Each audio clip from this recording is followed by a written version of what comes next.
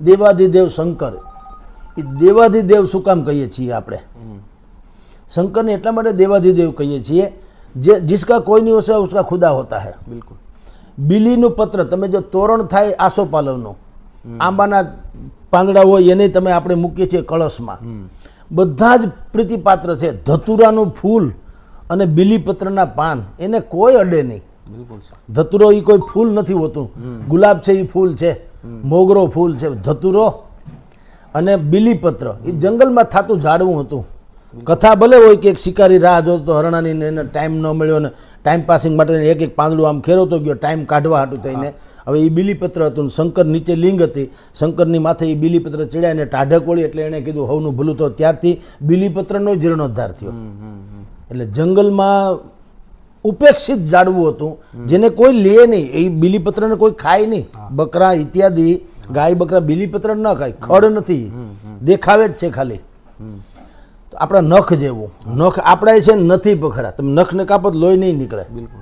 એ છે ત્યાં સુધી તમારા, કાપી નાખો એટલે તમારે કાંઈ લેવા દેવા નહીં।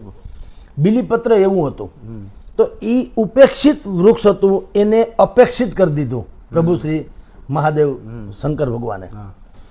તો અને એણે પણ એવો મેસેજ આપ્યો આપણને કે જુઓ, તમારા ઘરમાં સંપ હોય, એકબીજા પ્રત્યે આદર હોય તો કેવી સ્થિતિનું નિર્માણ થાય। આદર હોય તો માં ભગવતીનું વાહન સિંહ છે અને શંકર પોઠિયા ઉપર બેહે, એનું વાહન પોઠિયો નંદી, તો સિંહનો તો ખોરાક કહેવાય ને, કોઈ ખાઈ પીતે નથી, બે જીવે છે ને। ગણેશ ભગવાન ઉંદર ઉપર બેહે, શંકરના ગળામાં નાગ, નાગ તો ગળી જાય ને ઉંદરને, નહીતર તો નથી ગળતા।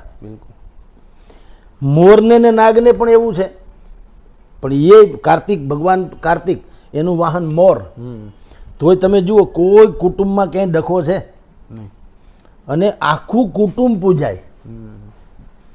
કાર્તિક ભગવાન પૂજાય, ગણેશ તો પૂજનીય છે જ, માં જગદંબા શિવ પાર્વતી એ બધા પૂજનીય છે, ઇવન નંદી પૂજાય, પોઠિયો પૂજાય, નાગે પૂજાવા માંડ્યો, ઉંદરડોય પૂજાવા માંડ્યો।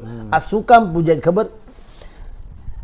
ભગવાન શંકરે દેવાધિદેવ બધા જ ઇન્દ્રલોકના દેવી દેવતાઓના રક્ષણ માટે તેને હળાહળ વિષ પીધું, એ એમ સૂચવે છે કે સમાજ માટે થઈને અથવા તો સમાજના હિતમાં જે ઝેર પી જાય ને એનું આખું કુટુંબ પૂજાય।